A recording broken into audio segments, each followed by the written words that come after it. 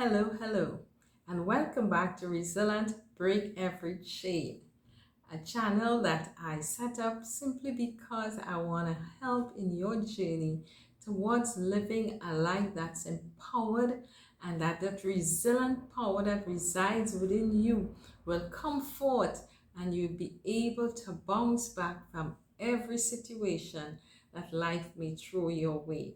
And that's why they call me Resilient Suzanna, because of my ability to bounce back from negative experiences.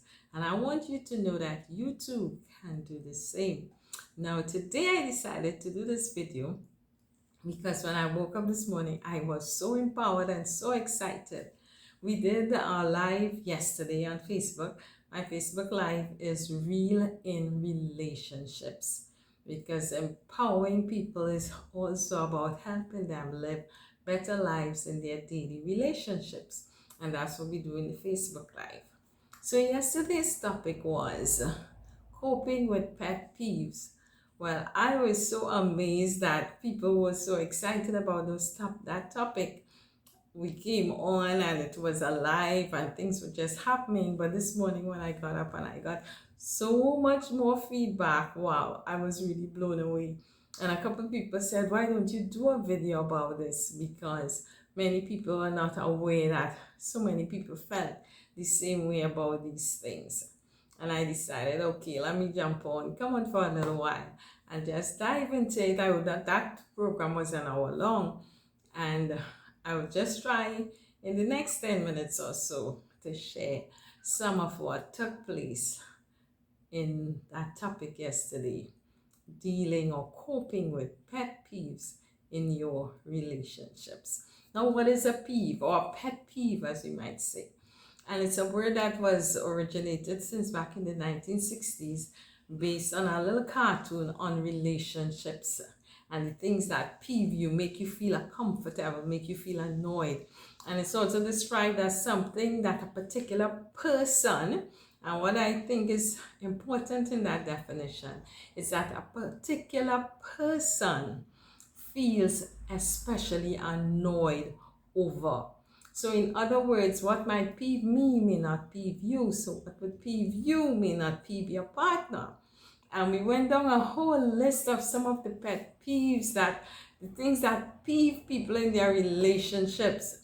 And some of them I would touch on would be the most common one: leaving the toilet seat up, leaving your clothes all over the floor, or things like eating and leaving the dishes where you had your meal, not putting it in the sink. Things like how you cover back the toothpaste or not cover back the toothpaste, how you unroll the toilet paper. And so I was getting more and more comments. Some of these was coming all through today. Some of it was about being disrespectful, or just walking out in a conversation before it's finished, or talking during a movie, which was one of my one of mine's. And that's sitting quietly and watching the movie so the other people could think. And there's so many things that peeve us in relationships. Reason being, we all have different personalities. We were shaped differently, our upbringing was different, and therefore our tolerance level for certain things will be different. It's habits that we would have formed throughout our journey, throughout our life. But now we are now in a relationship with someone else, and because you're so closely connected to that person, they would see some of these habits and not appreciate it. In other words, feel annoyed by it. And some of it is like sucking your teeth.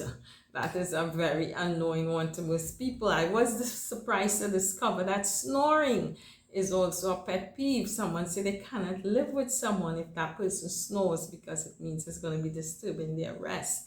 So all of these things, or leaving the soap sudden, the soap when you take your bath, or hairs cover, so many things can irritate us, even though we might be with someone that we love.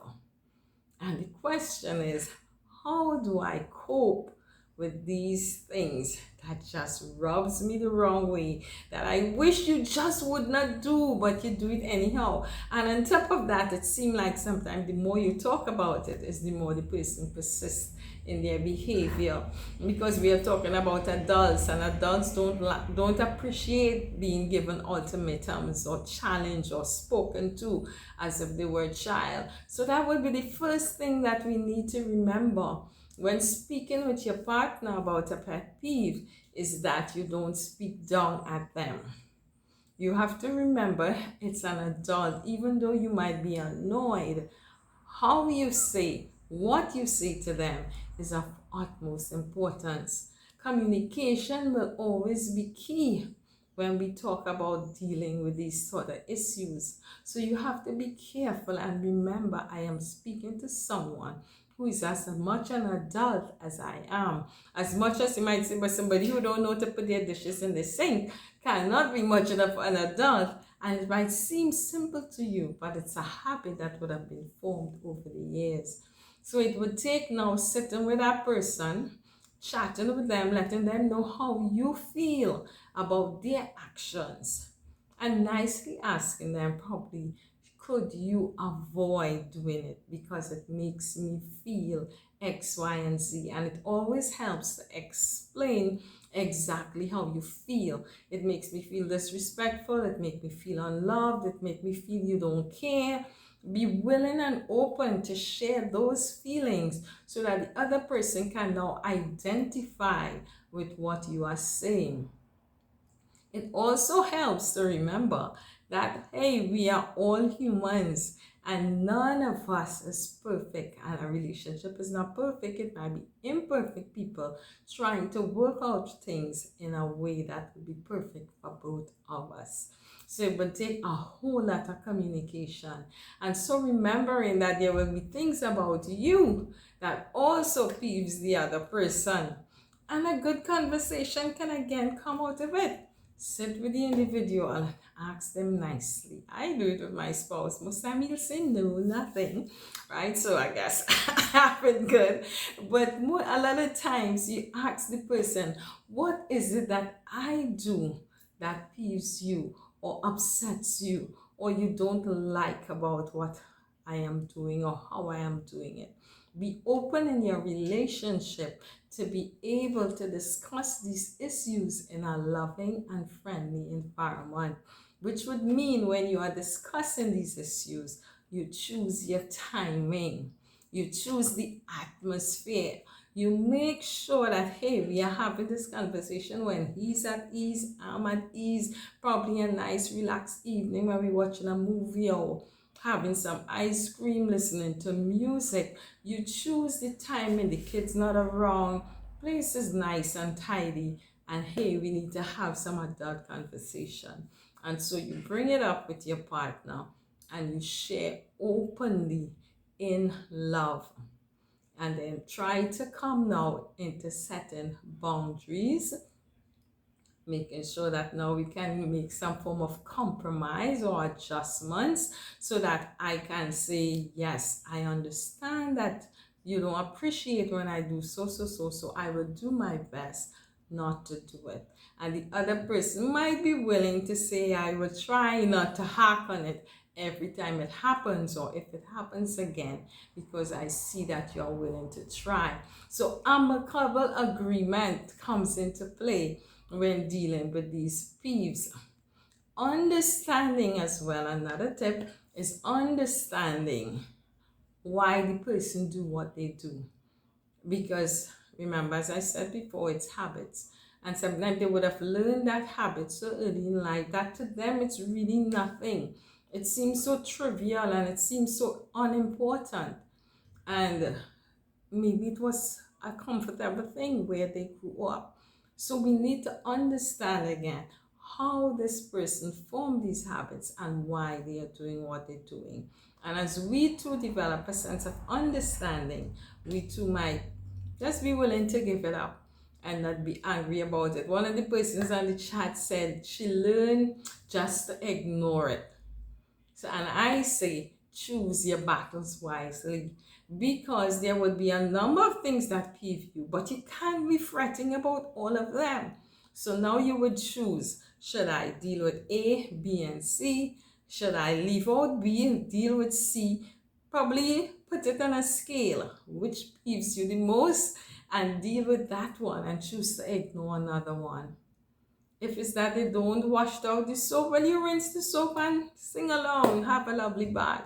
Whatever it is, try to see if it might be something that you can probably just ignore.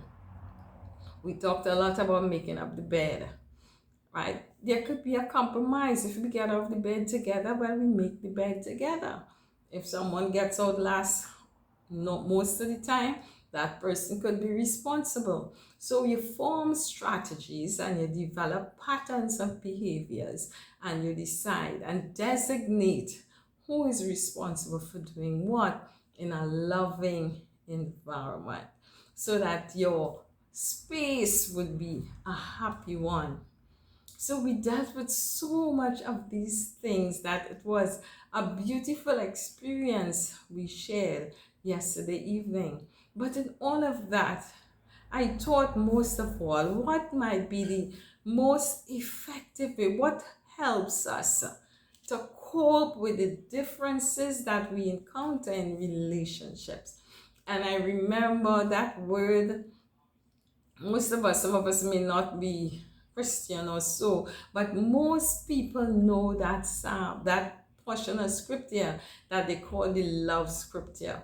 And that scripture says, love is kind, love is understanding, love is long suffering, love beareth all things, love believeth all things, love hopes in all things, love is truth.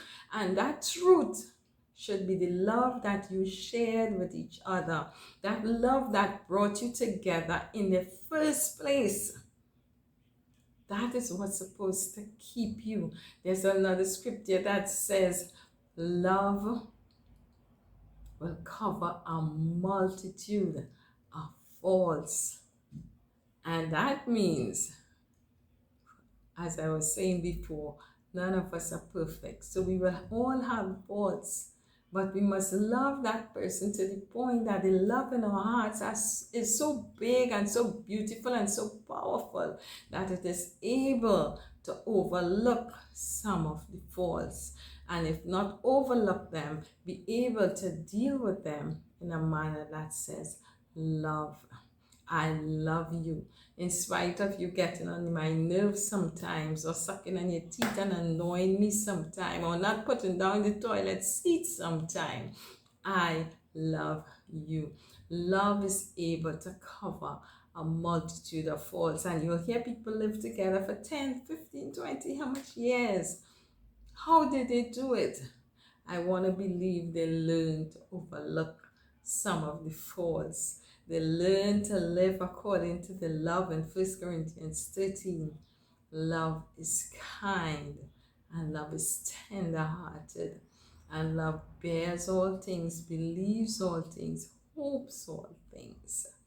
Love is truth.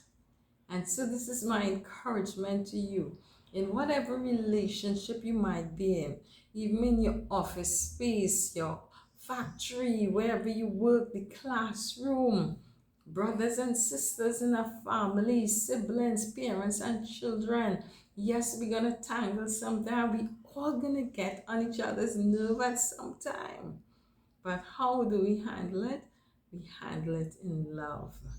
And being able to allow love to cover up all these negative things that sometimes appears, so that in the end, on the journey, remember, life is a journey.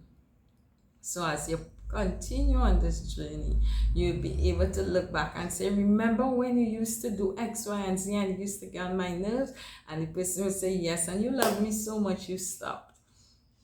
And similarly, the other person will have their stories. So as we come into conflict and we come into these situations, we must be able to resolve them and not allow bitterness and anger to take the place of what love should be doing in our lives. So for you guys who wanted this video on pet peeves, I trust that it would have been a blessing to you in a nutshell, and that you would share it with someone so they too might learn how they can deal with the pet peeves in their relationship. And I suggest to you in the comments below, drop us some one of the pet peeves that you encounter in your life, or one that you might have overcome, or you might even give advice to someone else on how to deal with their pet peeve. So I look forward to those comments. Don't forget, not on WhatsApp, in the comments below. Please drop us a line. I look forward to hearing from you. It will be exciting to know what you are thinking and what would have been a blessing to you. So that's it for now from Suzanna, Resilient Suzanna. And this is Break Every Chain saying bye for now. Continue to have an awesome day as we love each other unconditionally. Bye.